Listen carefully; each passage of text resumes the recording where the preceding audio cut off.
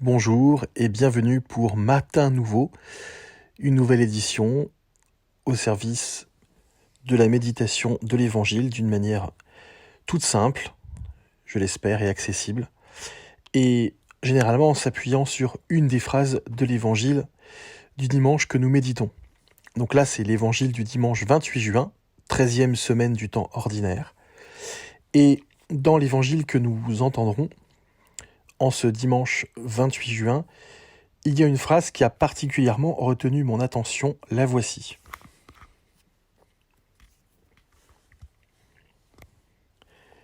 Qui a trouvé sa vie la perdra, qui a perdu sa vie à cause de moi la gardera, dit Jésus. Alors ça peut sembler étrange que Jésus dise cela, et même à la limite ça semble presque morbide. Pris au premier degré, au pied de la lettre, ça pourrait donner l'impression que Jésus demande de mourir pour lui, en fait.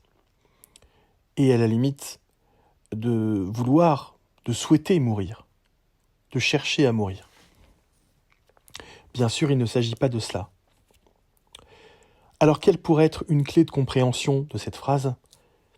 En voici une. C'est peut-être tout simplement que ma vie, celle que j'ai construite, celle à laquelle je crois, celle à laquelle je m'identifie, n'est pas réellement ma vie. Je m'explique. D'abord, nous savons que potentiellement nous avons plusieurs vies en une. Ce sont nos choix qui petit à petit réduisent le champ des possibles. Lorsque je suis tout petit, lorsque je suis enfant, selon la culture, le pays où je vais être élevé, tout va changer. Je vais m'imprégner d'une culture différente. Si je suis élevé dans plusieurs cultures, j'aurai un spectre de compréhension du monde beaucoup plus large. Mais au fur et à mesure, en fonction des lieux, des circonstances, de l'éducation, tout le champ des possibles qui était immense au moment de ma naissance se réduit.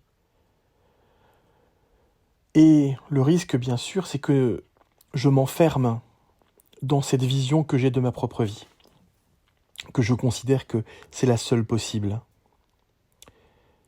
Et souvent, je suis frappé de voir combien, pour beaucoup de personnes, c'est compliqué de voir le monde autrement, par le regard de l'autre, de changer de point de vue, de penser que leur vision des choses n'est pas la seule possible, que ce soit sur un plan religieux ou sur un plan des choix de vie, des grandes options philosophiques, idéologiques, ou de certains points de vue généraux ou plus particuliers.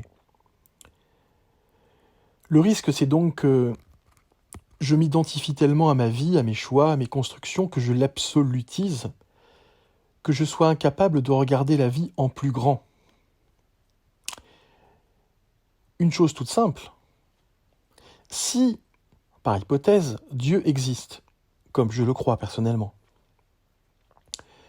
et qu'il est présent en toute personne, qu'il est la source de la vie de toute personne,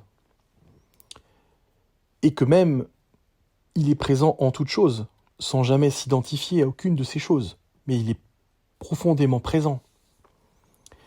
Comment peut-on imaginer que mon point de vue soit le seul possible, le seul bon, le seul vrai, le seul juste, que ma vision du monde soit la seule possible ?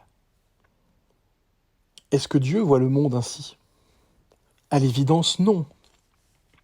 À l'évidence, comme il est présent à toute réalité, il est cette vie qui se déploie sous tellement de formes, sous tellement de potentialités, sous tellement de possibles, que ma vie n'est qu'une de ces infinies possibilités.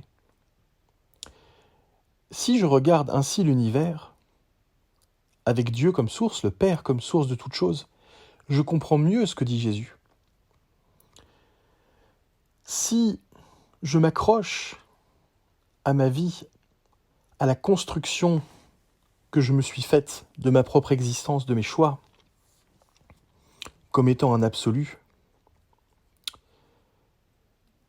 je suis dans l'incapacité de voir la vie plus vaste, la vie plus grande, celle que Dieu fait jaillir à tout instant, en toute chose. Et je risque de me couper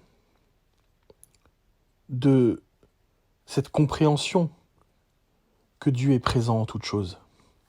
Et c'est tout à fait logique si l'on regarde la suite de l'évangile de ce dimanche 28 juin. Que dit Jésus ? Celui qui donnera à boire même un simple verre d'eau fraîche à l'un de ses petits en sa qualité de disciple, il ne perdra pas sa récompense. Souvent nous avons, dans nos habitudes et dans nos constructions mentales, modélisé le fait que le petit, celui qu'on méprise, celui qui n'est pas prestigieux, celui qui n'occupe pas une grande place dans la société, c'est pas grand-chose. Et qu'il n'est pas nécessaire de lui montrer beaucoup d'intérêt. Or, Jésus dit que précisément, quiconque lui montre de l'intérêt, Dieu répondra à l'intérêt qu'il lui porte. Parce que précisément, porter de l'intérêt là où personne n'en porte habituellement, c'est commencer à élargir son regard à la mesure du regard de Dieu. L'idéal serait bien sûr que nous puissions élargir notre regard totalement à la dimension du regard de Dieu, que nous puissions embrasser l'univers comme étant son reflet.